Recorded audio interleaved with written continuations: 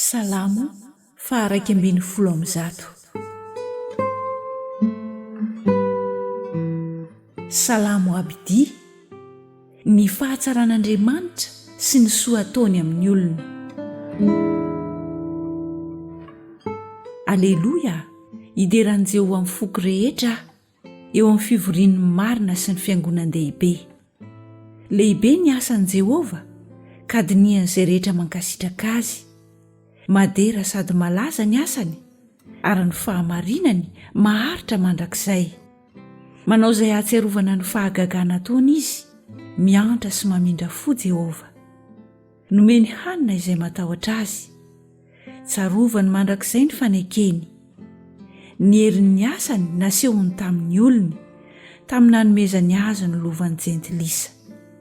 Ny asan'ny tanany dia fahamarinana sy fitsarana. Mahatoky avokoa ny didiny rehetra. Mitoetra mafy mandrakizay doria ireny, fa natao tamin'ny fahamarinana sy ny fahitsiana.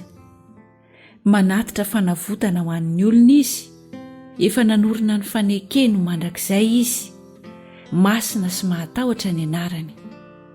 Ny fahatahorana an'i Jehovah no fiandoham-pahendrena.